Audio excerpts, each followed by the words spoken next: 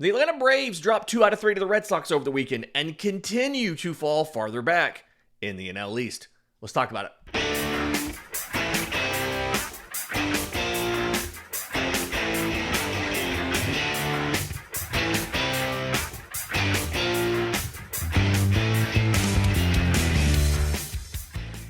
Yes, welcome on in to Braves Today for Monday, June 2nd, your source of news, notes, and updates on your Atlanta Braves. I'm your host, Lindsay Crosby. You can follow me on social media at Crosby Baseball. You can follow the show on X, Braves_today. We have a Facebook page and Instagram as well. And you can find all of my written work, BravesToday.com. That's the Braves Today Substack, as this is both a podcast and a newsletter. And things are not going great for the Atlanta Braves. I wish this wasn't the case, but Atlanta drops 2 out of 3 to the Boston Red Sox over the weekend, including some winnable games, right? I want to talk about the offense and just what they've done and maybe some context as to how bad the offense has been. I want to talk about the pitching and some context as to how good the pitching has been. But looking at this series, I think the most frustrating thing about this Boston series, when you go back and look at it, is we saw how this was going to go. Atlanta goes out on Friday night, Grant Holmes versus Lucas Giolito. And Giolito is the bigger name, but Grant Holmes has pitched better this season than Giolito did. Giolito coming in the season, 4.78 ERA. Grant Holmes was exactly a full run better at 3.78. So you feel like you have the advantage there. You knew that you were going to have to face Garrett Crochet on Sunday. And after we got the confirmation of AJ Smith-Shawver's injury, and they talked about bringing Bryce Elder back up, they said we're going to bring him up for Sunday and bump Spencer Strider to Tuesday, which meant we knew that it was going to be Garrett Crochet versus Bryce Elder. And nothing against Bryce Elder. We're going to defend him in a few minutes. That's not a matchup where you feel like you have the advantage, right? Problem is you don't win that game, right? Atlanta takes an early 1-0 lead. Like they score in the first inning on Friday.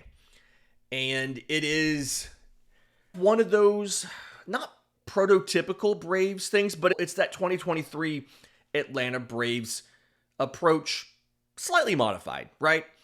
Ronald Acuna Jr. singles, hits a ground ball through back up the middle, and after Ozzie pops out in foul territory, Marcell Ozuna walks, it bumps Ronald to second, Matt Olson singles, Ronald scores on the play.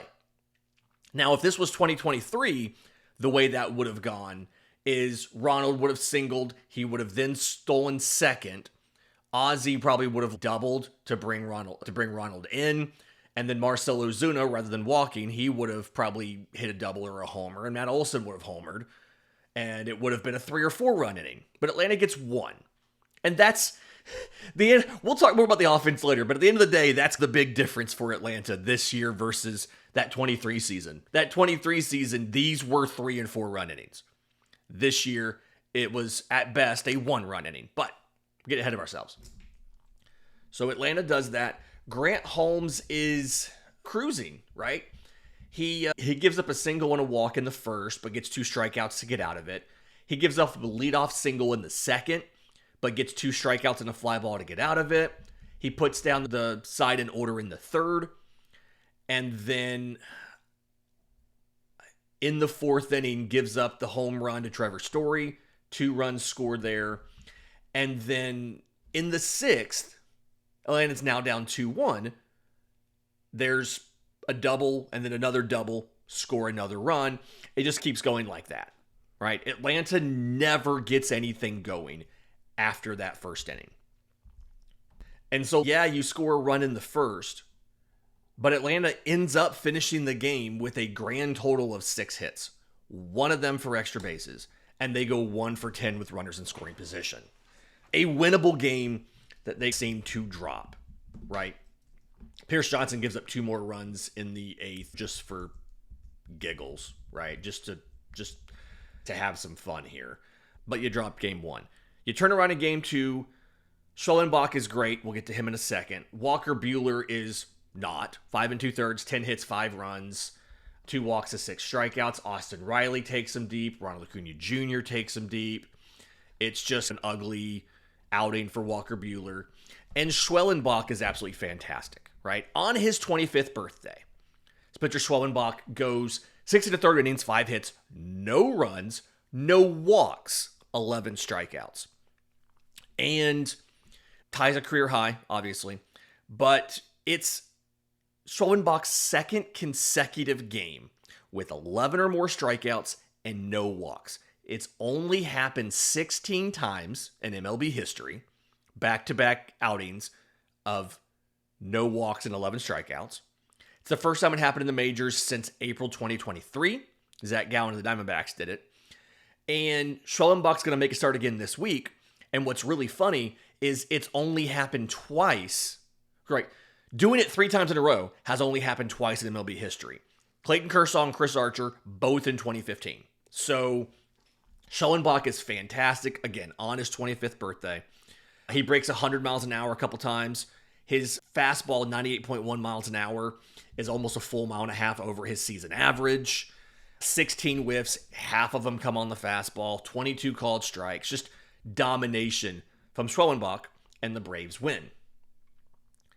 And then you get to Sunday, and Bryce Elder starts off a little slowly and gives up 3 runs in the first, and then Atlanta turns back around, and again, in a difference from 2023, strikeout, solo home run. Atlanta gets the home run. They get the big hit finally, but the bases are empty. So they get 1 run. And then after that, nobody scores in the entire rest of the game. It's just like all of the runs come in the first inning. And this is like for Bryce Elder, right? He takes the loss. 2 hits in the walk to load the bases in the first. Trevor Story's 2-out double empties the bases. And then the next 5 innings, 4 and change, whatever, he allows only 3 hits and 2 walks. Only 2 Red Sox runners reach second base. He did enough for you. We're going to talk more about Bryce Elder in the second segment. But Atlanta just can't do anything offensively. Garrett Crochet carves them up. 7 innings, 5 hits, 1 run, 2 walks, 12 strikeouts. And Atlanta drops this one. There was a little bit, I do want to address something a couple people had some complaints about in this one, because Sean Murphy, I want to say, strikes out 3 times against Garrett Crochet. And the last time these two teams met, Sean Murphy had multiple hits against Garrett Crochet. I talked about this on social media. It was a foul tip off a cutter, and it was swinging through a cutter twice for the strikeouts. Sean Murphy has never been great against cutters, right? 175 average, 375 slug. Those 2 hits that he got last time off of Garrett Crochet were off of four-seam fastballs. Garrett Crochet's cutter going into Sunday was the number 1 cutter in baseball by run value at +10. So this is the kind of thing that I feel like we don't always maybe appreciate is, hey, let's just nail our scouting on this one. The Red Sox nailed the advanced scouting here. Hey, Sean Murphy can hit fastballs. Sean Murphy struggles a lot against cutters. Our guy has one of the best cutters in baseball. Let's not make this hard. Throw him a bunch of cutters and put him away. And they did. So Atlanta drops game 3, and that's where losing game 1 really hurts you, right? Like, you obviously need to find a way to beat these elite pitchers. If you want to, whenever the next time you qualify for the postseason, whenever you want to advance in the postseason, you have to beat the best pitchers. But it felt like losing to Lucas Giolito with Grant Holmes on the mound ended up being a big deal because you knew you were going to be behind the 8 ball on Sunday when you had Garrett Crochet going against Bryce Elder. And Garrett Crochet's been one of the best pitchers in baseball. In that game on Sunday, Garrett Crochet finished with a 198 ERA, which was top 8. It was like 8th among all qualified starters in MLB. That obviously may be a little bit different. Yamamoto went on, I think, Sunday night. But as of in that Braves game, that's where it was. Top 8 pitcher in baseball by ERA. Losing on Friday really hurt you because then you end up dropping the series on Sunday when you had the toughest matchup. You would have rather won on Friday and Saturday. And if you drop the Sunday getaway day game, you still won the series. Atlanta didn't do that. We're going to talk about the offense being bad in the standings and all that. But I'm going to do this like the compliment sandwich. Let's talk about the pitching. Let's talk about how good they've been and the impact that it's had on the team's record. We'll do that next, right here on Braves Today. But first, today's episode is brought to you by our friends at Chinook Seedery, the absolute best sunflower seeds in the market. I talked to them the other day. We're planning some sort of college baseball thing if Auburn makes the College World Series in Omaha. And they said, listen, the Braves fans are all over these sunflower seeds. They think it's just the coolest thing ever. They're trying to figure out a way to do some sort of thing, come to the Battery, do some sort of setup thing, because they realized, hey, Braves country loves these sunflower seeds.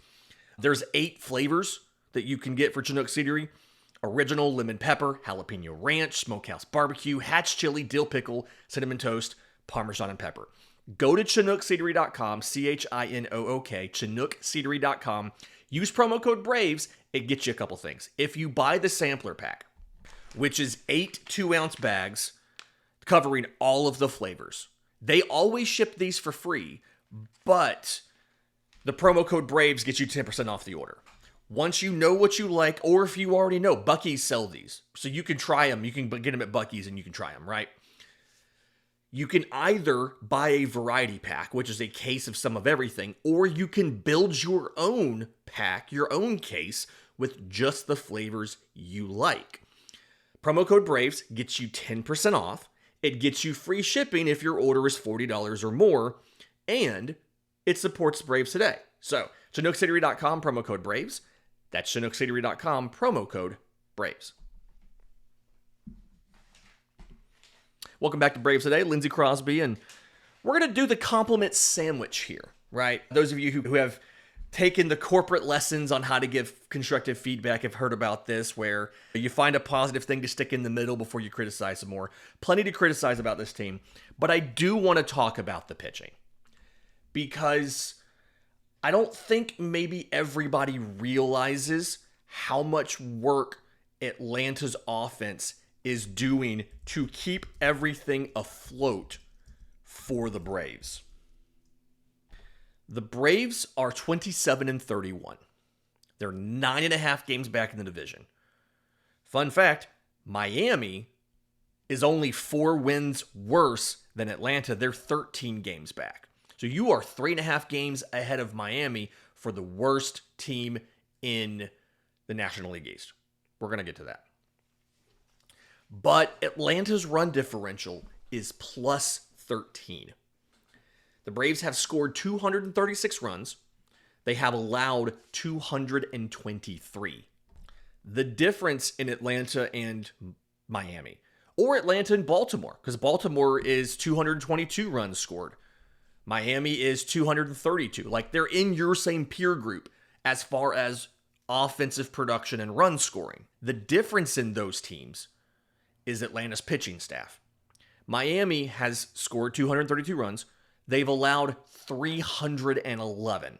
So they're at minus 79 in run differential. Like, they're technically outperforming their run differential. They're 21-36 off of run differential, and actually 23-34. Baltimore, similar situation. They've scored 222. They've allowed 315. So they're negative 93 in run differential. They're actually 22-36 using that Pythagorean theorem with the run expectancy. They should be 20-38. Atlanta has scored 236 and only allowed 223 for plus 13. And this is where you can see all of these one-run games hurting the Braves, right? The Going just off of the run value, off of the run differential, Atlanta should be 31-27. But they're not. They're 27-31. And it's because the Braves have played, and obviously we're all familiar with this by now, the Braves have played so many one-run games. They've played 23 one-run games, and the Braves are 9-14 in those games. It's a .391 winning percentage. A lot of Atlanta's difficulties, obviously, that is a big place where they struggle a lot. They're really good in extra innings games. 5 of those 9 wins, or I guess they're 5-1 in extra innings. Not all of those are one-run games. They're 5-1 in extra innings. At home, they're good. 17-11 at home, 10-20 on the road. But this is just something where all of these close games are pulling Atlanta down. And the only reason these games are close is because of the Braves pitching staff. Okay? Atlanta's overall team ERA of 3.66 as of Monday morning is the 10th best mark in baseball, tied with the Houston Astros. In case you were curious, number 1 in baseball right now, not the Texas Rangers, who are in a similar situation to Atlanta where they've not allowed a ton of runs, they've not scored a ton of runs. It's the New York Mets at 285, which, I gotta be honest, hurts. One of the ways they're doing it is Griffin Canning's been fantastic. The Braves are doing this. Their starters have an ERA of 3.70. That's actually only 14th in baseball. And then the Atlanta bullpen, believe it or not, 3.59 ERA, 10th best in baseball. As much as we've complained about the bullpen, and don't get me wrong, Atlanta has 10 saves and 20 save chances, right? They've blown quite a few saves here. All these one-run games, remember? Raisel Iglesias has blown some saves. The Atlanta Braves pitching staff has been fantastic. And that is, right now, the thing keeping the Atlanta Braves afloat. If you give the Atlanta Braves any other pitching staff, they're one of the worst teams in baseball on a record perspective, right? Because Atlanta's run prevention, the defense has been really good. The run prevention's been really good. That's what's keeping this team afloat right now. It's what kept the team afloat last year, too. Chris Sale is the only one of Atlanta's starters in the top 25 in ERA. He's at 3.06 with a 3-3 record through 12 starts. But a lot of Braves guys are up there. Spencer Schwellenbach, 32nd in baseball. Again, qualified starters with a 3.13. It's like Grant Holmes, 49th in baseball, 3.78. I mean, all above average. I think there's just over 100 qualified starters. So all of those guys are above average. This is something that I actually don't believe anybody else for Atlanta qualifies, because you need 1 inning per team game. Like 1 inning pitch per team game. You have to finish with 162 innings. And so nobody else is qualified. AJ Smith-Shawver was down for a little bit. Bryce Elder was down for a little bit. Strider just came back. Nobody else qualifies in Atlanta's roster. But all 3 guys are in the top 50 for ERA that do qualify. And that's the story for Atlanta. The pitching staff has almost single-handedly carried Atlanta. And here's the thing. That's happened despite Chris Sale starting off shaky. That's happened despite Spencer Schwellenbach having a little bit of a cold streak. That's despite Grant Holmes having a little bit of some bad luck there. That's despite Ronaldo Lopez going down. Strider struggling when he comes back. And the real weakness in the bullpen has been the back end. Has been Raisel Iglesias has been culprit number 1 of underperformance out of the bullpen.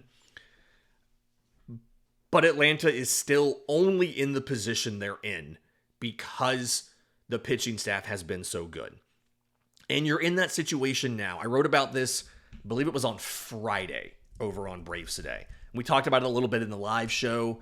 You guys had a great response to the live show. You guys were all over those comments. Thank you so much. I had a ton of fun on Friday We're gonna try to do a live show every Friday. Got to figure out this Friday. I'm getting a new roof put on my house. They maybe got a lot of noise in my house. We'll see if we can work it out for Friday. But AJ Smith-Shawver going down means that you have now gone through your depth. Ronaldo Lopez is out. He was in the dugout over the weekend. His arm was not in a sling or anything. He's still coming back from the shoulder surgery. And so you're down Lopez for a while. You're down Smith-Shawver until, honestly, probably 2027. I think I mentioned this in the live show on Friday, but just to clarify, the internal brace is not a 12-month return like people have been saying if your UCL is also torn. Okay. If your UCL is like unstable, like Strider's was, but still intact, the internal brace can help you come back quicker. If your UCL is torn, you do still need to go through the rehab for the UCL and get the UCL repair. Now, can you return quicker? Yes. Oftentimes, like Tommy John, the full UCL reconstruction, the conventional UCL reconstruction is 15 to 18 months. The UCL repair with an internal brace is months or so. You can come back a little bit earlier, but you do still have, it's not going to be a year. We're probably not going to have AJ Smith-Shawver pitching in Atlanta after the All-Star break next year. I am just banking on 2027, saying he is going to be down until 2027. He might get back in the minors and pitch some in the minors like Ian Anderson did. He is on the Major League IL. He is going to get Major League service time, but he does preserve an option, so you're good there. But anyway, get back to what I was saying. The depth now. You are in that depth. Sale, Holmes, Schellenbach, Strider, Elder is your 1 through 5. You've got Davis Daniel in the minors. He looked pretty decent. I think it was on Friday. Hurston Waldrop's fixed things recently. I don't know if Ian Anderson's going to get to the point where you trust him to make a major league start. Jose Suarez has been starting in Gwinnett, and he's been okay down there. I've talked to friends of mine who cover the Angels, and they have said that's what he'll do. He'll start in AAA. He'll look really good, but it doesn't translate to the majors. Maybe Atlanta can figure it out. Who knows? Nathan Wiles has been pitching down there. They got him from the Rays in the offseason. Maybe he's a candidate, but you're short on depth here. You're short on starting depth now. Because of that, I do think they might have to bring back Ronaldo Lopez as a starter. They may have to try to build him up as a starter versus bringing him back as a reliever. I was thinking you could stick him in the pen down the stretch and then try it again next year. I don't know what's going to happen now because, again, you don't have any additional depth that you trust at this point. Not that everybody trusted Bryce Elder, but as a number 5, he's been fine. He goes through the outing. When he comes out after 5 or 6 innings, you have a chance to win the game. You're not out of it. That's what you're asking for from a number 5 starter. They trusted him to do that. I don't think you trust Davis Daniel to do that yet. I don't think you trust Hurston Waldrop to do that yet. You don't trust Ian Anderson to do that yet. You don't have the depth that you need. So, really nervous about what's going to happen. I think it's going to be an issue down the stretch. But that's not the big issue facing this team. The big issue facing this team is the offense. And I think one of the big things here is maybe a lot of people don't realize just how bad the offense has been. Yes, we know it's bad, but let's put some context on it. I'll do that next, right here on Braves Today. Final segment of Braves Today, Lindsay Crosby just recovering from the weekend. Obviously, we had Braves did not have a good weekend. I was also covering Auburn University baseball. They went 3-0. They won their regional. That was electric. Tons of fun. They'll host a super regional next weekend. So I'm glad I got to see some winning baseball this weekend. But the Atlanta Braves offense, again, not the same caliber that it was in 2023. That ship's sailed. That's not coming back. They're still doing some things well. But they're having, because of the offensive issues, it's not having the impact it normally does. This team is always one of the better teams at baseball at hitting home runs. This year, believe it or not, isn't really any different. They've hit 62 home runs as of Monday morning. That is tied for 12th in baseball with Cincinnati. Right ahead of them at 63 home runs is the Philadelphia Phillies. Now, one of the differences here, the Phillies are 10 points of batting average better, and they've drawn 18 more walks than Atlanta. But the big issue that the Braves are facing, and shout out to Grant McCauley for having these stats on Monday morning, the Braves did not hit a single 3-run homer or grand slam in the month of May. Not a single one. Every one of their homers was a solo shot or a 2-run homer. And we saw that with the Marcell Ozuna home run. Strikeout, home run, you got 1 run out of it. In the month of May, the Braves had exactly 1 homer with a runner in scoring position. Ozzie Albies had a 2-run shot off of Zach Wheeler. On the season, we talked about the 3-run homers, no 3-run homers, no grand slams in the month of May. On the season, 58 games, the Braves have exactly 4 3-run homers. Sean Murphy had 2, and it felt like the first week he was back, right? Eli White had 1.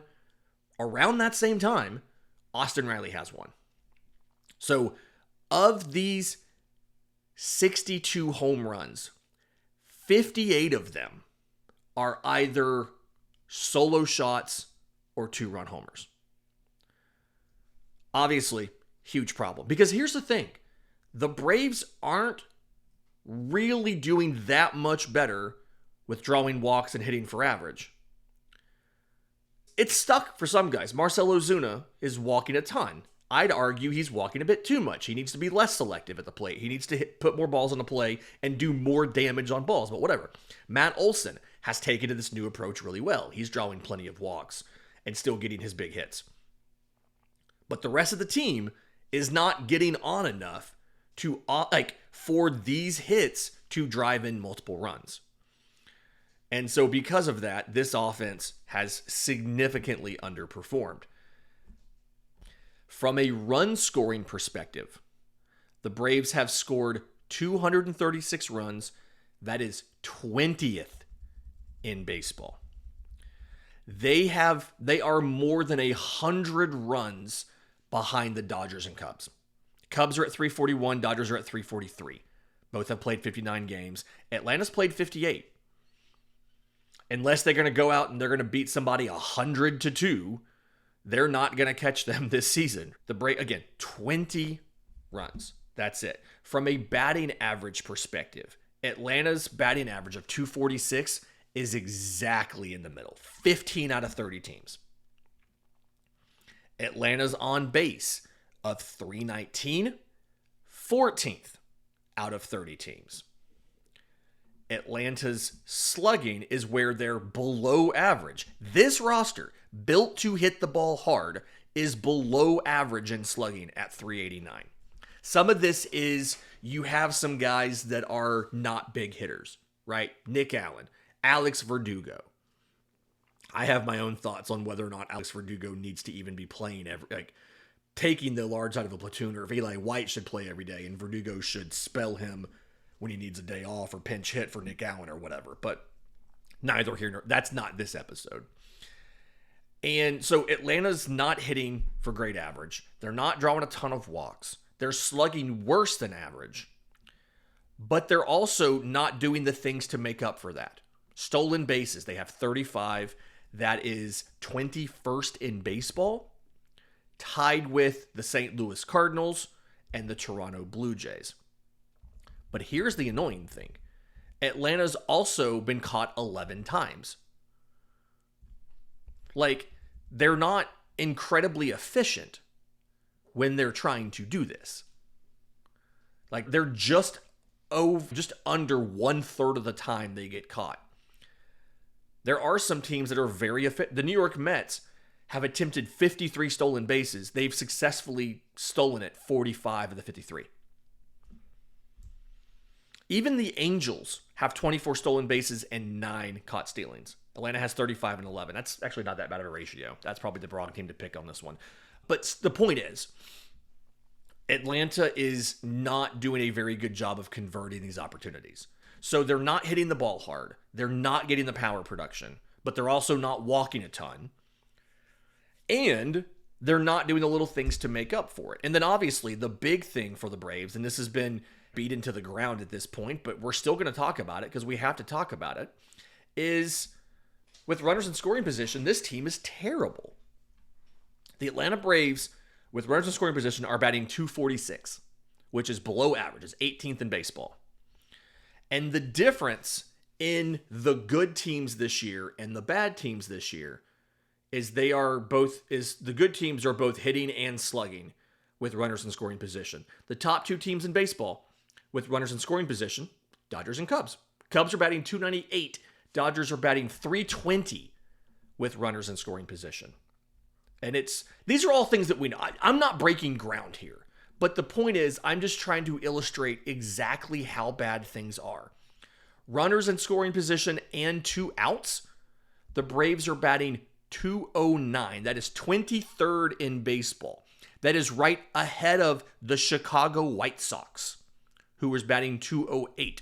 And the Chicago White Sox have an OPS 20 points better than Atlanta in that situation. You are being outperformed offensively by the Chicago White Sox, the team that set the record for futility in baseball last year, and also are about to give that record over to the Colorado Rockies. They're only 20 points better than the Colorado Rockies in that metric. They're batting .189 with runners in scoring position and 2 outs. It's been a frustrating year, and I've said this ad nauseum now. I'll do it one last time, and I'll hopefully be able to stop talking about this. They've got to fix it. The players have to fix it. We are not happy with Brian Snitker. I have a newsletter and a show coming. We're going to talk about that. We're going to talk about the things he does wrong. We're going to talk about the options. Were they to move on? What would they realistically do as far as when they get rid of him? Who would be candidates to replace him based on people I've talked to and what makes sense? We'll do all of that a little bit later this week. But this is on the players. Austin Riley has to be better, right? Marcell Ozuna has to be better. Ozzie Albies has to be better. Michael Harris has to be way better. He's gone from an OPS plus of 30% better than average to an OPS of 30% below average. He's having he's progressing backwards, right? Like his Rookie of the Year campaign looks like it was a distant memory. And he should be going the other way, starting off being bad offensively and good defensively and getting better and better over the course of 4 seasons. Instead, he's going the wrong way. But the point is, this offense is the problem with the team. It's been the problem with the team for over a year now. Firing the pitching coach, or the hitting coach, didn't help. They brought in a new hitting coach with a different approach. In retrospect, probably not a great move, but at the same time, firing Kevin Seitzer, probably not a great move. It turns out it wasn't Kevin Seitzer's fault. The Seattle Mariners are doing pretty well offensively ever since they hired Kevin Seitzer. End of the day, these guys have to be better. If they're better, maybe you can get back into the wild card conversation. But right now, because of the offense and only the offense, not the pitching staff, not the bullpen, although they have blown a couple things. Right now, the Atlanta Braves are ahead of only 3 teams in the National League: the Marlins, the Pirates, and the Rockies. They're behind the Cincinnati Reds. They're behind the Washington Nationals. And the only way they're going to fix it are for those highly paid players to play better. This has been Braves Today for Monday, June 2nd. Do me a favor, if you're listening on audio, leave a 5-star review, Apple, Spotify, YouTube Music. If you're watching on YouTube, subscribe to the channel, hit the notification bell so you know when we drop every daily episode, and go live on Friday, provided my roofers aren't too loud. Until next time, this has been Braves Today.